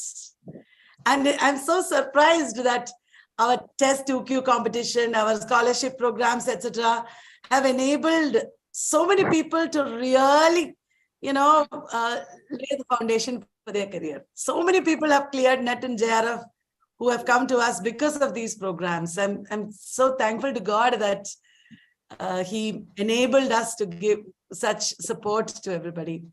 Thank you so much, Kejapriya. Thank you, ma'am. Princey, I invite you next to speak to us. Princey has also cleared NET this time. Good evening, ma'am. Good evening, everyone. First of all, I want to congratulate all of you, all who cleared JRF and all who cleared with NET. And ma'am, I don't think I would have cleared it without you. Yes, like Medhavi said, in 8 months, you taught everything from bachelor's till master's. I did my master's from IGNOU. So for me, it was basically graduation self-study, master's self-study.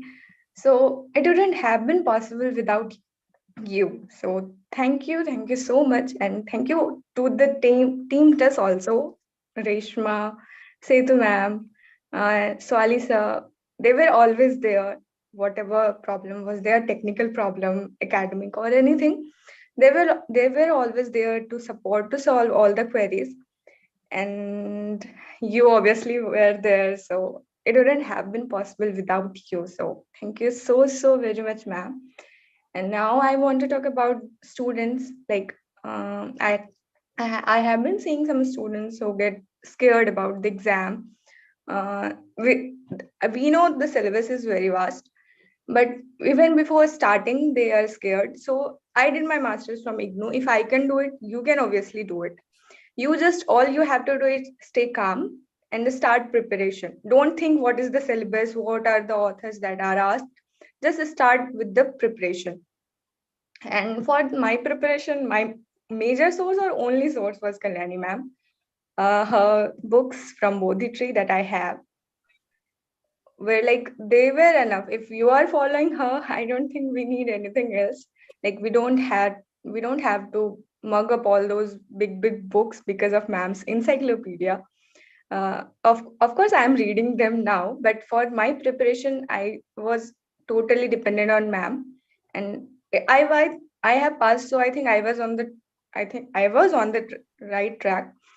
And with that, I followed ma'am's YouTube free videos also, classes also, quizzes also, newsletter also, everything from public group quizzes to paid classes, paid group quizzes, everything I followed.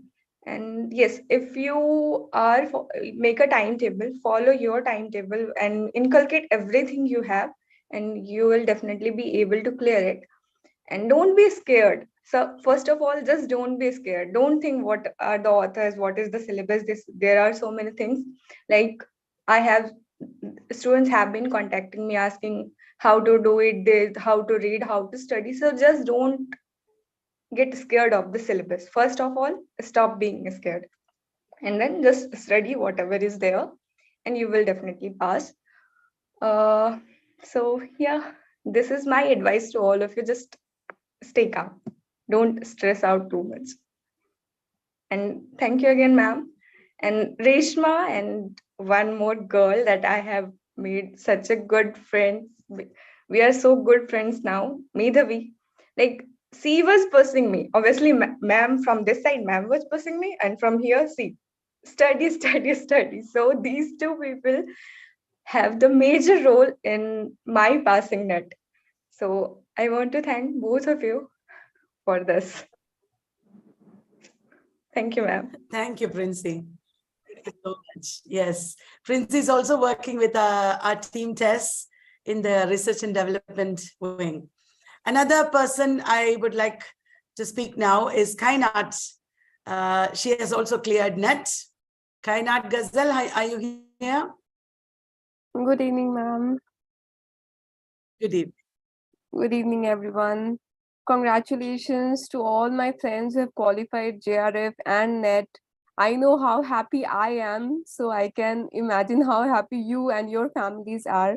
So really glad to see familiar faces here, all my class friends with whom I used to attend classes, you know, the 8-month-long journey, as I keep saying all the time. So I'll talk about two things, right? The journey before, like what happened before qualifying NET and what happened after qualifying NET. Okay, so I always keep saying this everywhere. There's this friend of mine, Rupsha. She told me about Kalyani ma'am, and I started following her free lectures on YouTube for my first attempt, which was in December 2021. Right, and when her online course started in February, that was when I joined. So right from day one, ma'am has like started with her bang, and she kept on pushing us to study more and more. Like she would teach us relentlessly.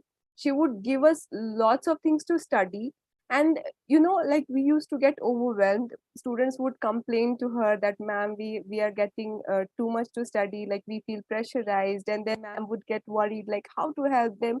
She would spend entire nights laying awake working on materials and doing this and that, like how to help them, how to like lessen their weight, and how to do this and that. So I followed ma'am's advice word by word.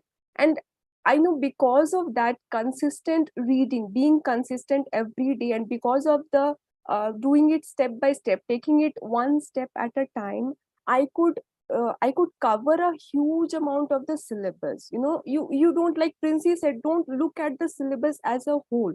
Okay, take it one step at a time. Okay, set targets like tomorrow you have to finish these topics, and always set a higher target. Like if you are capable of reading only 2 topics, set a target for 4 topics. Maybe you'll end up reading 3 topics, right? So you have moved a step further. So that's how Kalyani ma'am trained us, right? She trained us to read more. She increased our reading capacity, and that is what will help me throughout my life. Not just for NET, it will help us forever. Okay, and like we have gone through, this batch especially have gone through extremely difficult times along with ma'am in her personal life have gone through extremely difficult situation, which I don't need to tell. Every one of us knows, all her students know. We through the NET examinations getting postponed from time to time, we have gone through very difficult situations. So ma'am and team test has been there. So it's not just the teaching that helped us, right? The motivation, the constant motivation, and the assurance that we can do it. The day before the exam, what ma'am told us was, remember Freud. Okay, everything is there in your unconscious. Remember him, believe in what you have studied, believe that, remember that the answers are like your babies. You go there, you know it. You know what you have read, have that faith in yourself. And when your teacher tells you that she has that faith in you, that can make you win wars. I'm telling you, it can make you win wars. Now what happened after NET was what I never, to be very honest, I never thought about what would happen after I clear the NET. So what happened after I cleared the NET was, people were so sweet. People were congratulating me, putting up status on WhatsApp, on Instagram with my photos and congratulations, all my juniors, my relatives and everybody. And my mother got so much of respect. Like everywhere she used to go, people were congratulating her and hugging her. And that was it for me. My hard work paid off. So the sleepless nights, the tiring days, the amount of hard work you put in, 5 hours, 6 hours of studies. Plus I also work full time as a content writer someplace. For a year I have been working, and along with that I studied. So that just paid off. Just with the love, the amount of love that I got and the amount of respect that my mother got, that just made it like, okay, I got NET, and that's it. Like this is what I earned for me and for my mother. And I would always thank ma'am that she made me do it in a year. What people cannot do it. I know people who have given NET 9 times and qualified it in 9th time. And I did it in second time just after passing my master's last year. And people are coming to me and telling me like, you did it in so less time. How did you do it? And like all my juniors who are in bachelor's or masters have come up to me like asking me that, Didi, where to go, what to prepare, how to prepare, we don't know anything. And I lead them to the path that I know best, which is TES. And so those who are in bachelor's and masters, what I recommended to them is my personal favorite on YouTube, which is the Everyday at 6 Videopedia. It has always been my favorite, and even now I keep watching them when I have my lunch or have my dinner. I keep it watching on repeat. It's a favorite playlist of mine. So I keep on forwarding the playlist to anybody who asks me, Didi, where to start? Like, what is the foundation? So I give them that. I say, watch these and then go for the ma'am's course. Like, because I know if they go for it head on, they'll be overwhelmed by it. So like, take it one step at a time. Don't look at the entire syllabus at one go. And trust me, I have recommended the Bodhi tree books to many friends of mine, many juniors, and they have loved it. They like the dictionary, the tiny dictionary. I love it. It's so cute, and I absolutely love it. My friends have loved it, and the encyclopedias have been a savior of mine. They saved me before my exams. Like my revisions got very compact because of that. Because I had those 3 encyclopedias, I didn't have to run behind many books and many notes. Like this also I have to read and that also I have to read. Just please, I would tell you this, follow ma'am, have faith in her, don't be overwhelmed by it, you can do it, and trust in the process. Just take it one day at a time and one step at a time. Wishing you all the very best, and once again congratulations everyone who have qualified. Thank you so much, Kainat. Parvati, thank you once again. Parvati has to leave. Thank you once again. We'll be in touch with you. And I'm sure you have inspired many people. Thank you so much, Parvati. We'll meet again here in the same platform. Thank you, ma'am. Thank you, everyone. Thank you very much. Have a good night. Night. Thank you so much, Kainat, as well. That was so very inspiring and touching and beautiful. Thank you, Kainat. Next, we have Shweta, who has cleared JRF this time. Previous time, she has cleared NET. Are you there, Shweta? Would you like to speak to our audience a few words?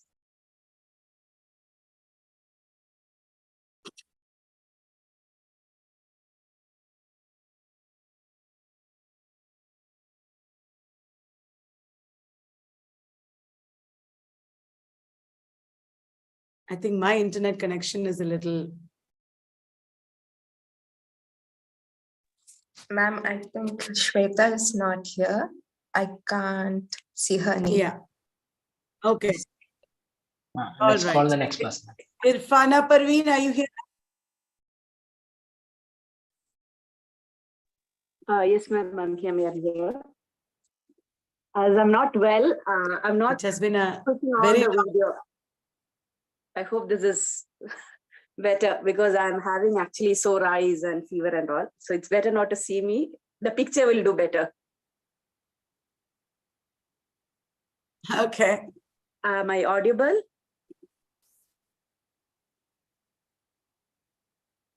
Yes, you are.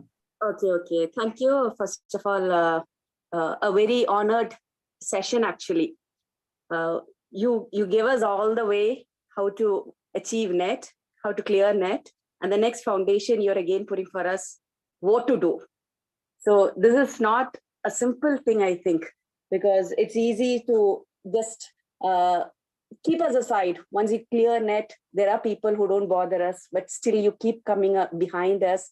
Like you often say, the YouTube and Zoom babies, I just love hearing that. And after this, I just want to hear those words again. And I just was thinking, if we were this YouTube and Zoom babies, of course, you are our mommy who has actually strolled with us every day, even when you had physical tough times. So when I'm sick now, I thought you had been with us when you were sick. So I cannot take this as a reason to stay back on bed and just listen. So I have to say something because I think some of you must have read the post that I had posted. It was not an easy journey. I'm a mother of 3 children. I'm doing my research. As I've told, husband grooming on one way, kids on other way, and research on other way. In between all this, I find time to listen to the audios, videos. It was really interesting. Actually, I as part of my research, I started to listen to the videos on cultural studies. And when I clicked onto the cultural studies materials, I could find a long page that had so many videos, like the evening 6. And I would like to appreciate that effort because just after I have heard each and every video, the chronology still exists in my mind, which was always a part of confusion because I did my PG under distance because of the family issues, so-called, because I never kept the family aside.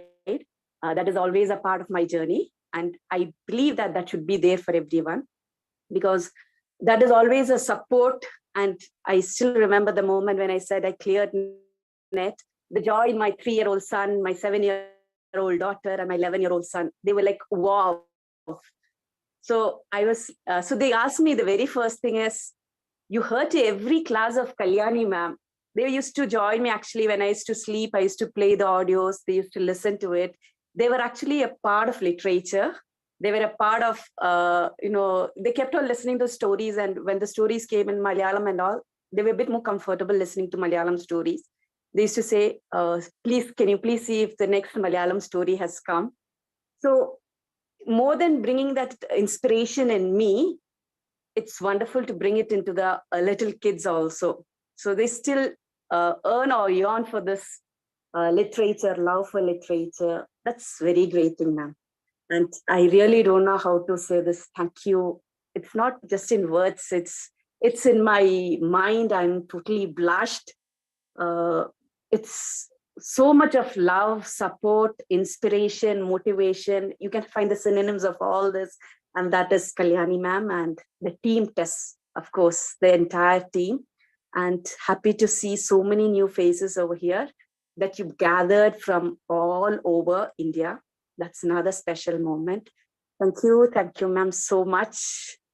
Thank you, entire team. And goodbye from this YouTube baby. Thank you from all of us, Irfana. You have also made us equally happy and proud. Thank you. All blessings to you. Next, Neelam Bansal, are you here? Yes. Can you please speak to us?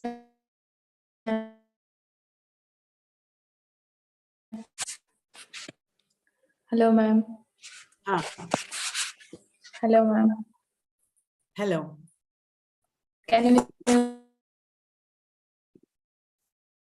Yes.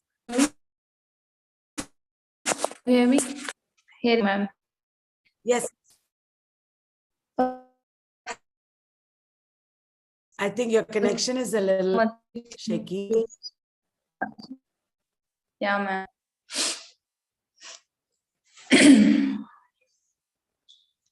Neelam has cleared. Hello, can you hear me? And yes. Yeah. Your connection is a little poor, so you can just speak a few, one or two sentences, because maybe. Can you hear me now? Yes. Yes. Okay, ma'am. Please speak. Yeah. I want to say thanks to all the team of TES. Reshma ma'am and Panacea team like Manu sir, Grishma ma'am, Aparna ma'am. They all helped me so much, help us, all of us. My parents are so happy. They're proud of me, like you cleared NET. Actually, I live in a village. So here in my village, I'm the one who cleared NET. So all the villagers are so happy that you cleared NET. Oh my God. Or this is so happy moment for me. Like second attempt I cleared NET. So they all are happy that you cleared NET. Oh my God. So less time you cleared NET. And I would like to thank all my friends like Princey, Madhavi, and Shweta. Obviously, Shweta helped me so much, ma'am. And I could not express in my words how I explain. I don't know, but it wouldn't be possible if you were not there, ma'am. You helped me so much. It was not easy for me. It was very difficult. I never think that I would make it, but because of you, I could make it, ma'am. Thank you so much, ma'am. I can't express my gratitude in words, ma'am. Thank you so much, ma'am. And I want that you always be with me. Thank you so much, ma'am. Yes, Neelam. You did it, Neelam. You studied so much, you deserve every bit of your success. Nobody else did it for you. You did it, Neelam. We all helped you, true, but you did it. Proud of you. Thank you. Yes. Thank you, ma'am. Next, Ayushi Yadav, are you here, please? Can you speak to us? Yes, ma'am. Thank you. Good evening, ma'am. Yes, Ayushi. Thank you, ma'am. Am I audible? Yes, yes. Yes, yes. Okay, thank you for the opportunity, ma'am, because when the results got declared, I was not at my home. So this feels a celebration to me. So and I would really, really, really like to thank you for the teachings that you have brought us and the team that has brought us. And it has all been a very, the tiring journey, actually. It was not lovely at all. It was really very tiring, and it's finally over. And I'm so happy that it's over and the chapter is over.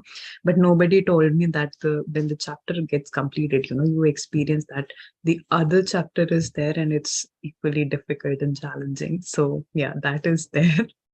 And I feel that this session was very helpful for in that regard. We got an insight as to what we can do and where we can apply and what all could be the things that are possible for us.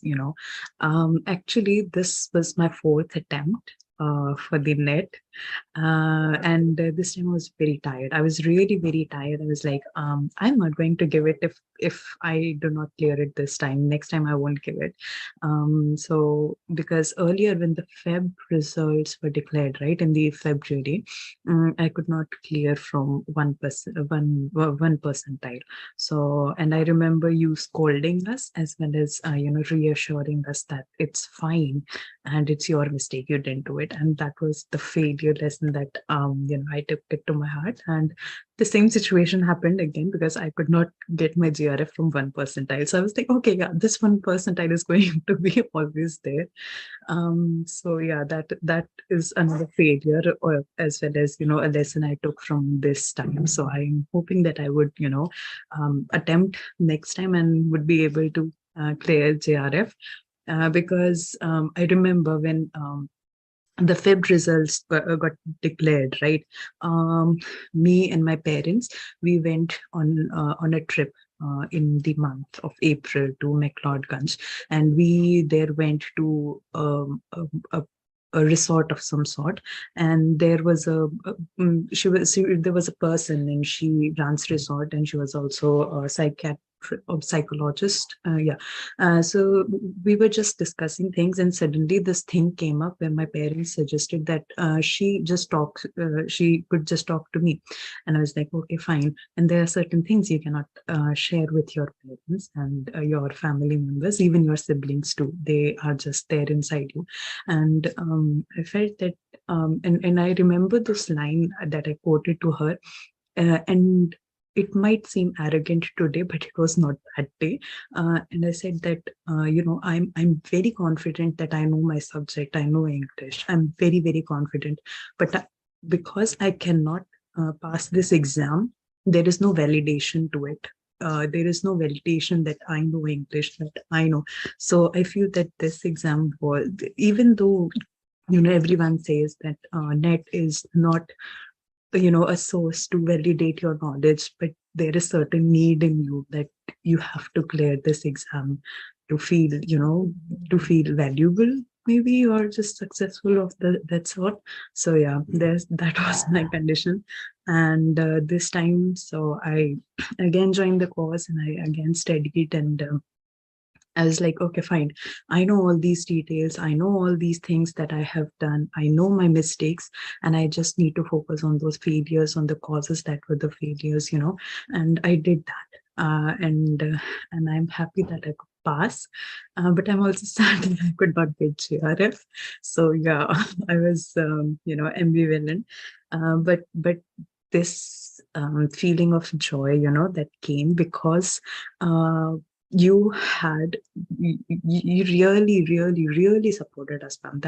That was there. The lines that resonate with me are, I know your lines that resonate with me today are, I know you're very good children. I know you're working hard. I know you will surely pass, and all those lines. And while I was sitting, because earlier, just one day prior, I had my another exam for RPSC first grade, and I I didn't do well in that.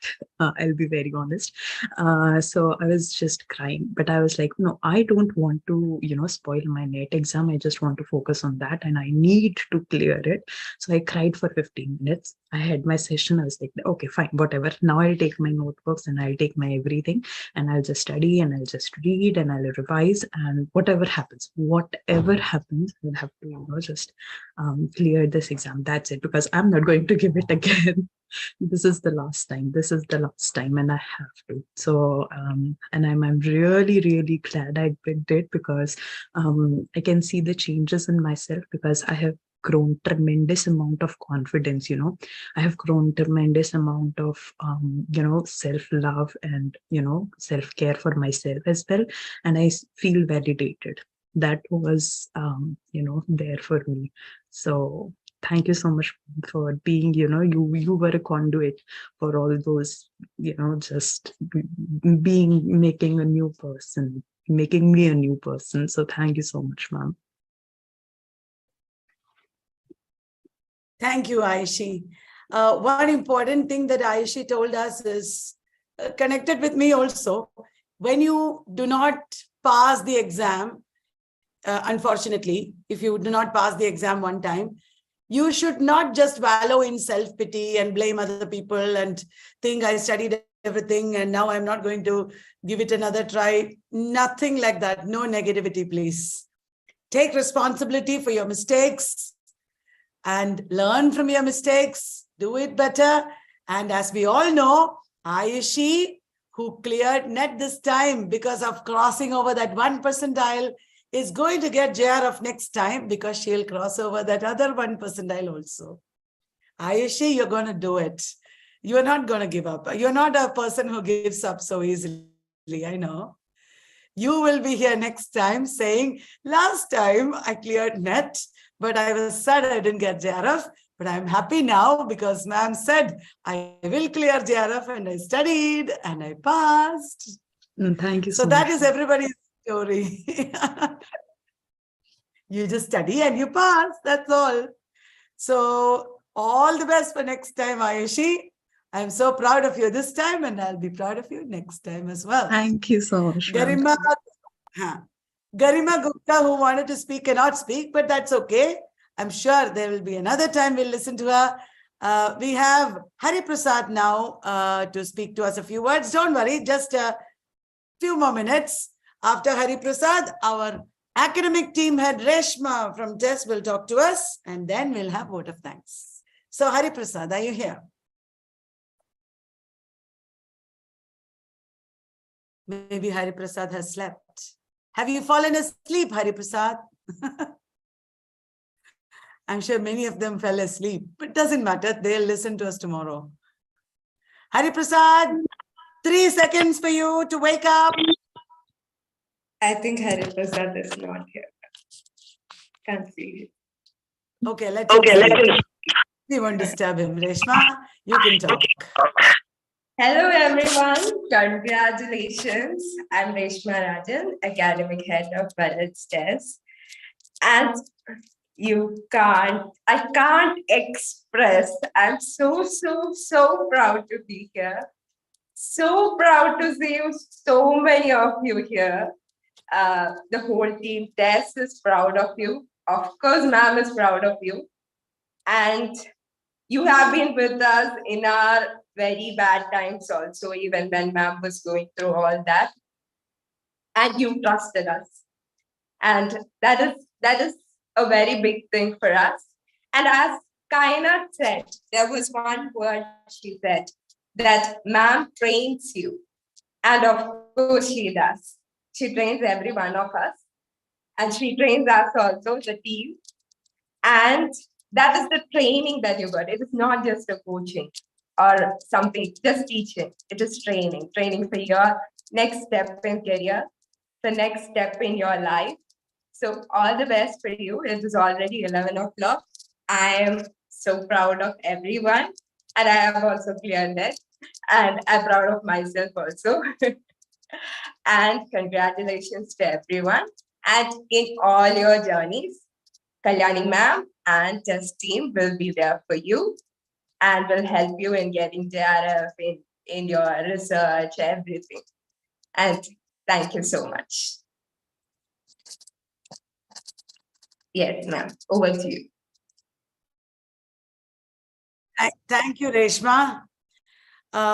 It is a very big team of research scholars and teachers and content developers that Reshma is heading. Many of them have cleared NET in previous batches as well as this time. Some of them are yet to clear. I'm so proud of all of them because more than clearing NET or JRF, what is even more important is that they are also the reason behind 250 people clearing it, because they told us we cleared because of you and your team. You know, so it is like they have cleared NET several times over, all of them. I'm so proud of you, Shweta, Reshma also, Shruti, Sandeep, Roy, Princey, Medhavi, so many of them, many of them who have worked with us, many of them spoke today, also Nisha. Yes. And it's so happy that you are there like an army, helping all our students out there. Thank you, Reshma, for the amazing work that your team is doing. And now we are in for the thanks. I invite Shruti Nair to please deliver the formal vote of thanks. Ma'am, am I audible? Yes. A warm and graceful evening to our beloved chief guest, Ms. Parvati Salil ma'am, and respected Dr. Kalyani Wallat ma'am. It is my privilege to have been asked to propose vote of thanks on this very auspicious occasion. On behalf of entire Team TES and entire fraternity, I would like to extend my sincere thanks to the Almighty. Feeling thankfulness and not expressing it is like wrapping up a gift and not giving it. I extend a very hearty vote of thanks to Ms. Parvati Salil ma'am, who is not present here, but I would like to thank her for sparing very valuable time from her schedule and being here with us. I hope and I believe that her words has definitely inspired and will be helpful to a lot of budding scholars who are present here. I must mention my deepest sense of appreciation. For that, I would like to take this opportunity to thank and place on record to our teacher and dearest director of TES, Dr. Kalyani Wallat ma'am, our guardian angel who has been unselfishly dedicated her time so that we all come out as the brightest star in the sky of literature. On behalf of entire Team TES, I would like to thank and congratulations to the stars of this evening, those who have qualified NET with JRF and also NET for their presence and also for sharing their story of hard work and dedication. I believe this will motivate all of us, those who are going to give exams this time. A big thanks and a big and special thanks to Team TES as well as Team Panacea for always being there. And we have been fortunate enough to be always backed up by them, by a team who is very dedicated and motivated. I would like to thank YouTube live viewers who added beauty to this event by being present here. Last but not the least, we owe a lot to Almighty. Thanks a lot to one and all who were directly or indirectly involved in this program and made it a grand success. Thank you so much, ma'am, for giving me this opportunity.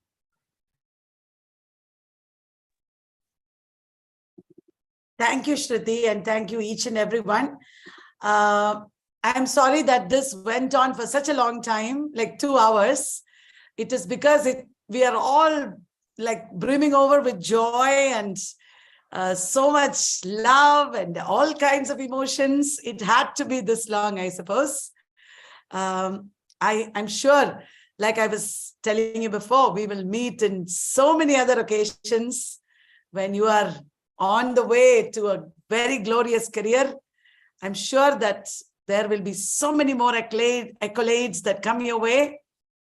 Congratulations once again, once again from all of us at TES. Proud of you all. And thank you for being with us. We will also be there with you as long as you want us to be.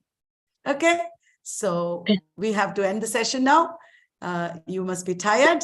You can go and start your journey. All of you in YouTube, we will be back with more classes and everything. Please be with us, and next time we will be felicitating some of you. Okay, God bless you all. Thank you. We are ending the session. Thank you so much, ma'am, being with us. Good night, ma'am. Take care. Thank you, ma'am. Good night.